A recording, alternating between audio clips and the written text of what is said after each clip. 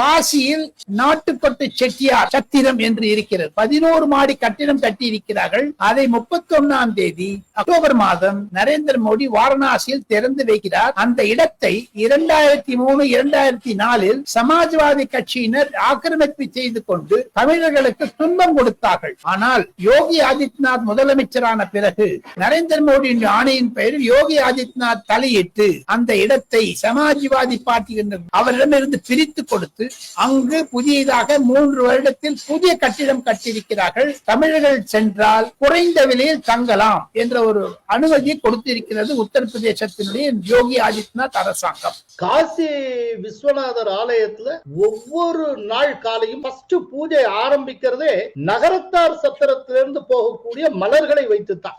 அண்மையில நடந்த காசி விஸ்வநாதர் ஆலய கும்பாபிஷேகத்தை நடத்தியதே நகரத்தார்கள் தான். செட்டியார்கள் சமூகம் காசிக்கு செய்தது போல வேறு எவரும் செய்தது கிடையாது. அவ்வளவு பெரிய கைங்கரியத்தை அவங்க செஞ்சிருக்காங்க. ஆனால் இன்னைக்கு வரைக்கும் அரசு தரப்புல இருந்து அதுக்கான அங்கீகாரம், அந்த ரெகக்னிஷன் அந்த சமூகத்துக்கு கிடைத்ததே கிடையாது. பிஜேபி ஆட்சிக்கு வந்ததுக்கு பிறகு நாட்டுக்கோட்டை செட்டியார்களுக்கு அவர்களுக்குரிய கௌரவம், அங்கீகாரம் எல்லாமே கிடைத்திருக்கிறது. இது ரொம்ப மகிழ்ச்சிக்குரியது.